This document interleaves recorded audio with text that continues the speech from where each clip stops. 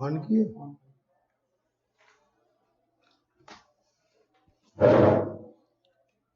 Good morning students.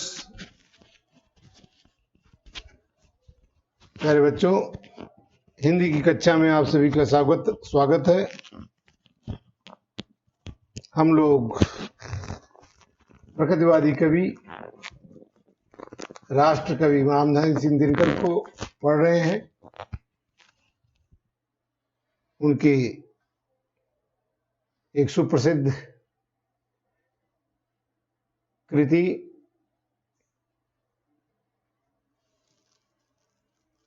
जिसे कुरुक्षेत्र से अभिनव मनुष्य नामक शीर्षक के अंतर्गत उनकी रचना जो है यहाँ ली गई है, अभिनव मनुष्य। हम लोग कल 2 पदों को पढ़ चुके थे, उसी की कड़ी में आगे बढ़ते हुए आज के आधुनिक मानव की निश्चीम आवश्यकताओं और लालसाओं का वर्णन कवि करता हुआ इस अपनी रचना में कहते हैं कि किस प्रकार से आज भी साधन संपन्न लोग भोग विलास में डूबे रहते हैं और निरंतर उनकी ये नए नए भोग की जो है लिप्सा, उनकी लालसा निरंतर बढ़ती जाती है, बलवती होती रहती है। और दूसरी तरफ असहाय मानव, साधनहीन मनुष्य जिनकी कोई भी कामना फलीभूत नहीं होती, अर्थात अमीर और गरीब की खाई इतनी लंबी है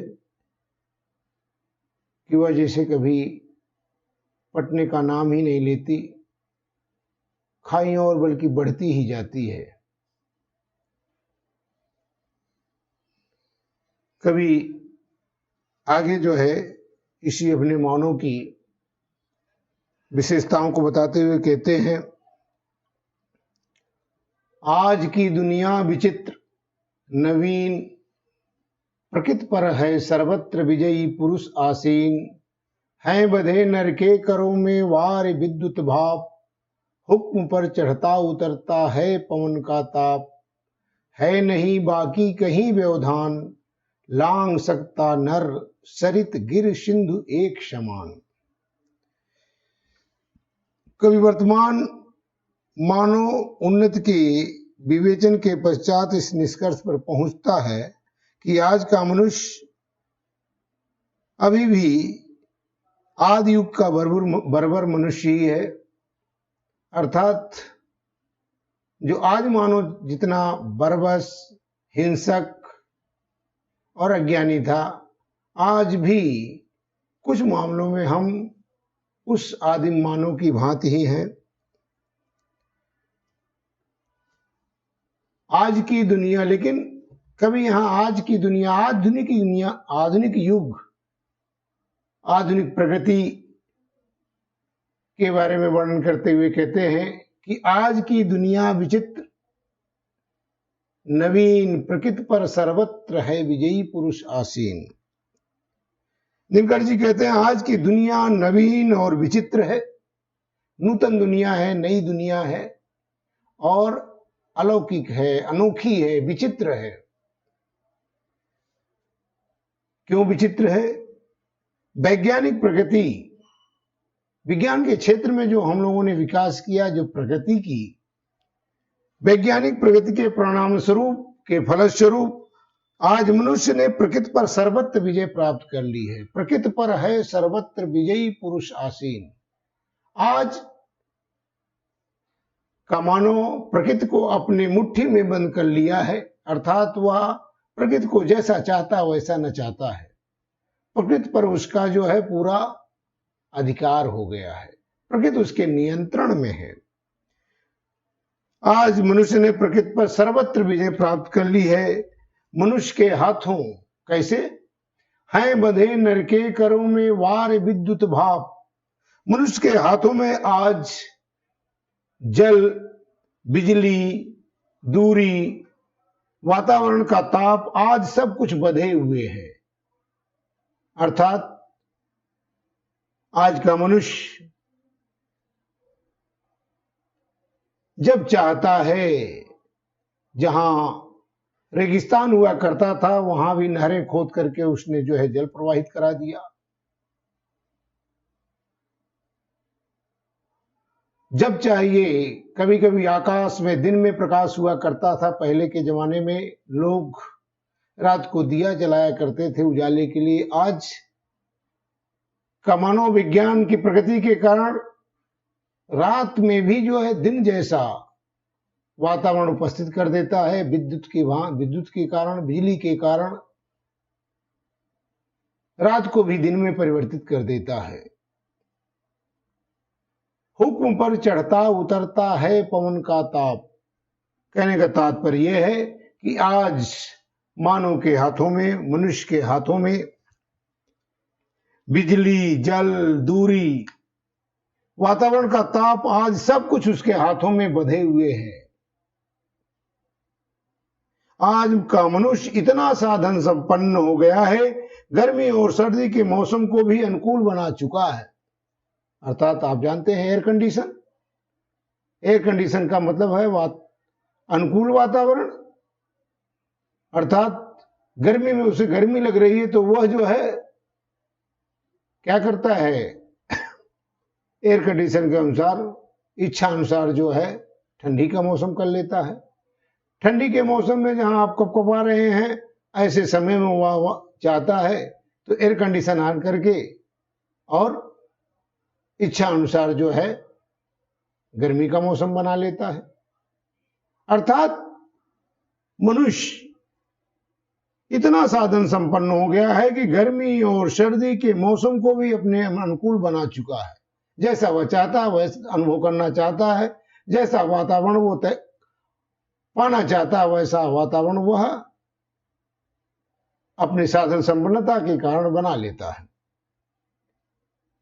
नहीं बाकी कहीं व्यवधान, लांग सकता नर सरित गिर सिंधु एक समान। आज का मानो वह नदी, पर्वत और समुद्र को समान भाव से बिना किसी व्यवधान के, बिना किसी रुकावट को लांग सकता है। पहले का मनुष्य बहती हुई नदी को पार करने के लिए 10 बार सोचता था कि कैसे पार हो, उसके लिए नाव और क्या क्या उपाय सोचता था। पर्वत को पार करने के लिए जो है, पर्वत पर चढ़ने के लिए, पर्वत को पार करने के लिए उसे अपार शक्ति और समूह और तरह तरह के उपाय करने पड़ते थे। समुद्र को पार करने के लिए बड़े बड़े जहाज, तूफान, मौसम आदि को देख करके उसे अपनी यात्रा करनी पड़ती थी। लेकिन आज का मानव इतना साधन संपन्न हो गया है वैज्ञानिक प्रगति के कारण, वह वायुयान में बैठ करके नदी, पर्वत और समुद्र को बिना किसी बाधा व्यवधान के एक समान गति से जो है पार कर लेता है। उसके लिए ये सब कोई भी व्यवधान के कारण नहीं है। नदियां, पर्वत, समुद्र सब उसके सामने जो है नतमस्तक होकर के राह दे देते हैं और उसका वायुयान इन सबको आसानी से पार कर जाता है। कवि का आशा यह है कि इस प्रकार मनुष्य आज पूर्णतः इतना शक्तिशाली है कि फिर भी उसे मानवोचित गुण विकसित नहीं हो सके हैं। भले उसने बहुत ज्यादा प्रगति कर ली, लेकिन उसके अंदर जो मानव के गुण है, मानवोचित गुण, जो दया, करुणा आदि जो भावनाओं से भरे हुए जो गुण हैं, वो गुण उसमें विकसित नहीं हो रहे हैं। उसमें बुद्धि विकसित हुई है। विवेक की दृष्टि से आज भी आदमी युग असभ्य मानव जैसा हो रहा है। बुद्धि का विकास हुआ है, लेकिन जहां विवेक, क्या करना चाहिए, क्या उचित है, क्या अनुचित की दृष्टि से आज का मानव आदिम युग के मानव की समान उसी के जैसा असभ्य बना हुआ। आज उसने प्रकृति पर जो है वैज्ञानिक प्रगति के कारण, एक बार फिर से देख लें, आज की दुनिया विचित्र नवीन, प्रकृति पर सर्वत्र है विजयी पुरुष आसीन। आज की दुनिया नवीन और विचित्र है। वैज्ञानिक प्रगति के परिणाम स्वरूप आज मनुष्य ने प्रकृति पर सर्वत्र जो है विजय प्राप्त कर ली है। मनुष्य के हाथों में जल, बिजली, दूरी, वातावरण का ताप, आज सभी कुछ बंधे हुए हैं, अर्थात उसके नियंत्रण में है। आज मनुष्य इतना साधन संपन्न हो गया है कि वह गर्मी और सर्दी के मौसम को भी अपने अनुकूल बना चुका है। वह नदी, पर्वत और समुद्र को समान भाव से बिना किसी व्यवधान के लांघ सकता है। आगे बढ़ते हैं। शीश पर आदेश करे औधारी, प्रकृति के सब तत्व करते हैं मनुष्य के कार्य। मानते हैं हुक्म मानो का महावरुणेश, और करता शब्द गुण अंबर वहन संदेश। नब्बे नर की मुष्टि में विकराल, हैं सिमटते जा रहे प्रत्येक क्षण दिक्काल। शीश पर आदेश करे औधारे, औधार माने धारण करके। इन पंक्तियों में आधुनिक मानव की अतुलित शक्तियों का ओजपूर्ण भाषा में वर्णन किया गया है कि शब्द पर, शीश पर आदेश कर औधारे, प्रकृति के सब तत्व करते हैं मनुष्य के कार्य। दिनकर जी कहते हैं कि आधुनिक मनुष्य इतना साधन संपन्न, इतना शक्ति संपन्न हो गया है कि उसे घबरा करके प्रकृति के सभी तत्व उसके आदेश को अपने सिर पर धारण करते हैं, अर्थात उसका आदेश मानते हैं, उसके सामने सिर झुकाए खड़े रहते हैं, उसकी इच्छा के अनुरूप ही सभी कार्य करते हैं। प्रकृति के सारे तत्व जितने हैं, दिन रात, सूरज चांद, सारे चीजें जितने भी हैं, तापमान, ये सारे प्रकृति के जितने तत्व हैं, सब मनुष्य की इच्छा अनुसार जो है उस सभी कार्य करने के लिए तत्पर रहते हैं। सब उसके नियंत्रण में है। सब प्रकृति के सारे तत्व मनुष्य की दास्ता को स्वीकार करके, उसके आदेशों को अपने सिर पर धारण करके, सिर झुका करके उसकी गुलामी करते हुए उसके कर्तव्य, उसके आदेश का पालन करने के लिए तत्पर रहते हैं। मानते हैं हुक्म मानो का महावरुणेश, वरुण धन ईश। तो वरुणेश माने जल देवता,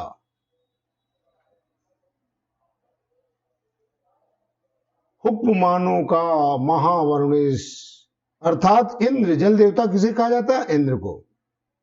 आज महान जल देवता अर्थात इंद्र भी मनुष्य का हुक्म मानने के लिए विवश है, अर्थात वो जहां चाहता है वहां जल को उपस्थित कर देता है, जल की वर्षा कर देता है।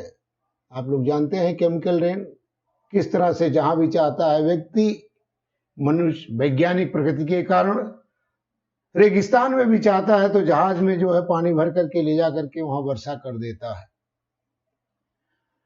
मानते हैं हुक्म मानो का महावरुणेश। जल देवता भी आज मनुष्य का आदेश मानने के लिए विवश हैं और वह जहां चाहता है वहां जल उपस्थित कर देता है। और जहां जल का अथाह सागर लहराता है वहां नदियां आज पर्वत बनाकर विस्तृत सूखे मैदान बनाने में भी सक्षम है। मानते हैं हुक्मानों का महावरुणेश, और करता शब्द गुण अंबर वहन संदेश। एक तरफ जल देवता उसके हुक्म मानने के लिए तत्पर हैं कि जहां वो चाहता है वहां वर्षा कर देता है, अर्थात रेगिस्तान में भी चाहता है वो तो वहां जल का अथाह सागर लहराने लगता है। नदियों पर बांध बनाकर विस्तृत सूखे मैदान में भी वह सक्षम है। यहां तक कि अपनी इच्छानुसार जल बरसाने की विद्या को उसने भी प्राप्त कर लिया है। और साथ ही साथ करता, और करता शब्द गुण अंबर वहन संदेश। अंबर वहन, अंबर माने आकाश, शब्द को ग्रहण करने के गुणों से संपन्न, शब्द को ग्रहण करने से के गुणों से संपन्न आकाश, रेडियो एवं दूरभाष आदि के द्वारा उसके संदेशों को उसकी इच्छा अनुसार वहन करके इच्छित स्थान तक पहुंचा देता है। पहले के जमाने में एक जगह से संदेश दूसरे जगह पहुंचाने के लिए कभी पैदल यात्रा, कभी पक्षियों का लोग जो है पत्रवाहक बना करके रेलगाड़ी, ट्रेन, वायुयान आदि से जो है पत्रों को भेजाता था, संदेश को भेजता था। लेकिन आकाशवाणी और दूरदर्शन, और आज तो और कभी के जमाने में ये चीजें नहीं उपलब्ध थी जो आज आपके हाथों में सबके उपस्थित है, अर्थात मोबाइल। आज आकाश भी आपकी वाणी को सुन करके, उसको ग्रहण करके, उसको एक्सेप्ट करके, रिसीव करके, जहां चाहते हैं आप वहां इच्छानुसार आपकी वाणी को पहुंचाने के लिए, आपके संदेश को पहुंचाने के लिए, आपके मैसेज को भेजने के लिए वह क्या है? विवश है। आज आकाश शब्द गुण को ग्रहण करके रेडियो और दूरभाष तथा अन्य आधुनिक साधनों के माध्यम से आपके संदेशों को इच्छा अनुसार उस जगह तक पहुंचाने के लिए विवश है। नब्बे नर की मुष्टि में है विकराल, है सिमटते जा रहे प्रत्येक क्षण दिक्काल। नब्बे माने नूतन, नए, नवीन। नब्बे मानो नूतन, मानो आधुनिक मनुष्य के विशाल मुट्ठी में सभी दिशाएं एवं समय लगता प्रतिक्षण सिमटते जा रहे हैं। जो दूर दूर के देशों की यात्रा में उसे महीनों और वर्षों लग जाते थे। आप लोगों ने जो है शायद 9th में पुरानी किताब अगर होगी तो पढ़ा होगा, जिसमें मार्को पोलो चाइना तक आने के तक उसे जो है कितने वर्ष लग जाते हैं। वह पैदल यात्रा करते करते जो है और वापस लौटने में उसके पूरे जीवन समाप्त हो जाता है। 24-25 वर्ष जो है वो उसके बीत जाते हैं। पहले की यात्रा में एक स्थान से दूसरे स्थान पर जाने के लिए कितना कठिन मार्ग हुआ करता था। लोग पैदल यात्रा करते थे। आगे विकास करते करते आज हम यहां तक इतनी उन्नति कर गए हैं कि नाश्ता हम अमेरिका में करते हैं तो लंच जो है हम रूस में करते हैं और डिनर चाहे तो जापान में करते हैं। कहने का मतलब यह है कि आज मानव की मुट्ठी में दिशाएं और समय सब सिमटते जा रहे हैं। आज इस मनुष्य के अगाध समुद्र में भी, अर्थात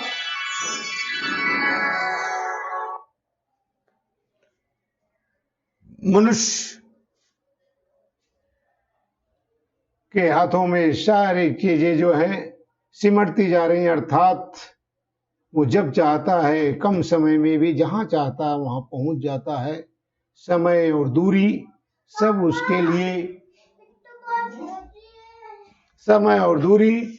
उसके लिए जो है सिमटते जा रहे हैं। यह मनुष्य जिसका गगन में जा रहा है यान, कांपते जिसके करों को देख कर परमाणु, खोल कर अपना हृदय गिर सिंधु भू आकाश, है सुना जिसको चुके निज गुहितम इतिहास।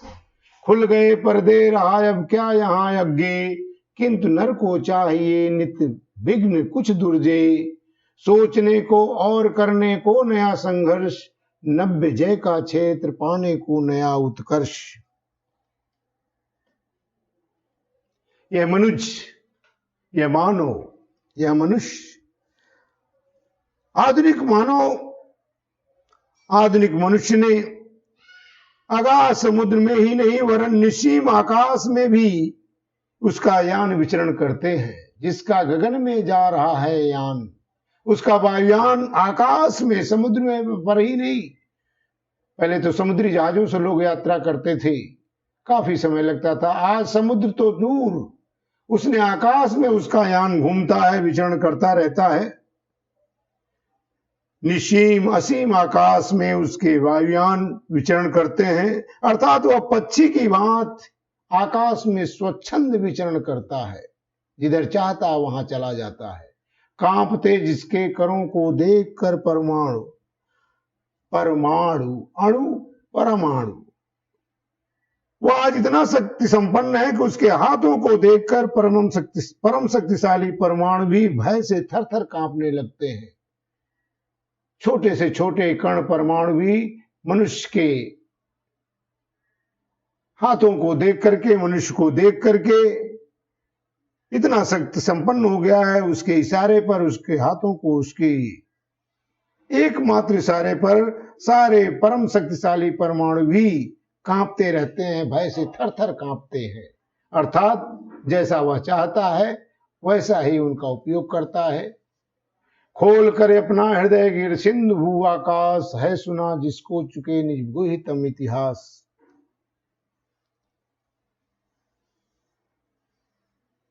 कवि दिनकर जी कहते हैं कि आज मनुष्य की बुद्धि इतनी शोध परक, अर्थात हर चीज में उसके खोज, आज मनुष्य की बुद्धि शोध परक प्रवृत्ति एवं साहसपूर्ण कार्यों के फलस्वरूप हृदय गिरि सिंधु भू आकाश, गिरि माने पर्वत, पर्वत, सागर, आकाश, पृथ्वी, सारे अपना हृदय खोलकर, सभी अपना हृदय खोलकर अपना गुहितम, अपना गुप्त इतिहास उसे बता चुके हैं। अर्थात मनुष्य के लिए कोई भी चीज रहस्य नहीं रह गई है, कोई पहेली नहीं रह गई है। वो सबके इतिहास को खोल कर पढ़ चुका है, सारी किताबें, सारी चीजों को वह खोल कर पढ़ चुका है। वह पृथ्वी पर में उसके अंदर खुदाई करके तरह तरह उसके छिपे हुए रहस्यों को, पर्वतों पर जो है चढ़ करके पर्वतों के सारे गुप्त इतिहास को, आकाश में क्या है सारी चीजों को जो है वह अच्छी तरह से सारे इसके समक्ष मजबूर है होकर के अपने इतिहास को खोल कर रख दिए हैं। है सुना जिसको चुके निज गुहितम इतिहास। ये सब, चाहे वो आकाश हो, चाहे पृथ्वी हो, चाहे समुद्र हो, चाहे पर्वत हो, सभी अपना हृदय खोल करके अपना इतिहास, अपनी गुप्त बातें सब बता चुके हैं। अर्थात मनुष्य सब कुछ पढ़ चुका है, सब कुछ जान चुका है।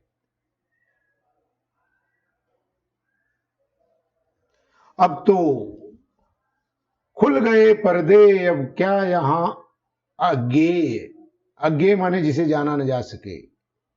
खुल गए पर्दे, पर्दे माने रहस्य। अब तो प्रकृति के समस्त रहस्यों पर से पर्दा हट चुका है, कुछ भी अज्ञात नहीं रह गया। इसके उपरांत भी फिर भी मनुष्य जो है सब कुछ जान लेने के बावजूद भी उसकी ये जो बुद्धि है वह शांत नहीं बैठती।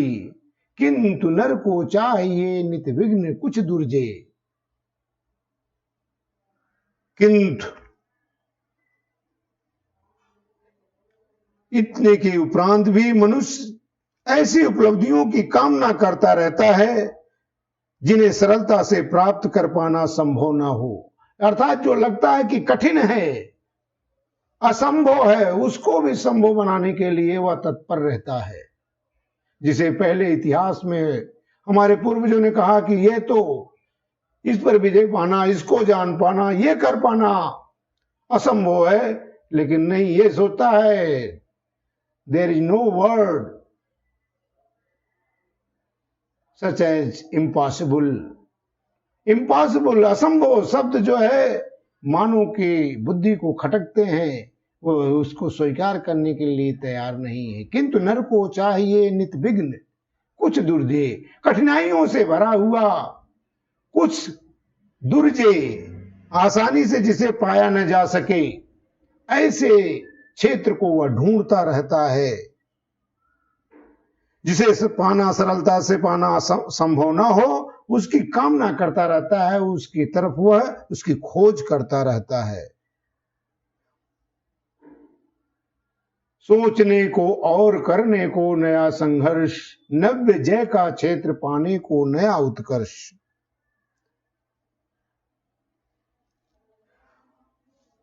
मनुष्य वह अपने लिए ऐसे अवरोधों और बाधाओं को आमंत्रित करता रहता है, ऐसी बाधाएं, ऐसे अवरोध को आमंत्रित करता, उससे टकराता है, जिस पर कठिनाई से ही सही परंतु विजय प्राप्त की जा सके।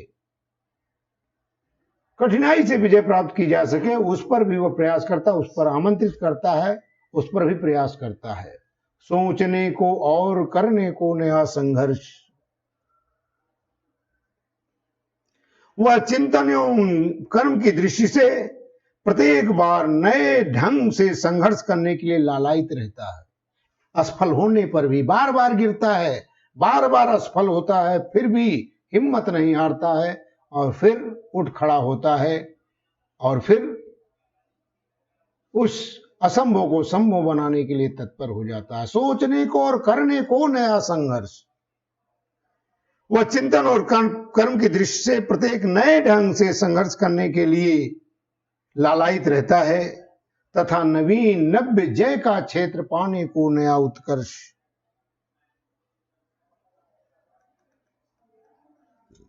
नवीन क्षेत्रों में नई विजय प्राप्त करके निरंतर आगे बढ़ते रहना चाहता है। नया उत्कर्ष, नई ऊंचाइयों पर ऊंचाइयों को पाना चाहता है। नए क्षेत्र में नए क्षेत्र को प्रयास प्राप्त करके चंद्रमा पे गया, जो जो ग्रह थे उसके लिए आज मंगल ग्रह पर जाने की तैयारी कर रहा है, कहां कहां नहीं मानो आज पहुंचता जा रहा है। अर्थात कोई भी क्षेत्र वह छोड़ना नहीं चाहता है। हर बार वह नए क्षेत्र में नए संघर्ष के साथ नई ऊंचाइयों को पाने के लिए तत्पर रहता है। प्यारे बच्चों, आज हम लोग यहीं तक पढ़ेंगे, इसके आगे का पाठ हम लोग कल पढ़ेंगे।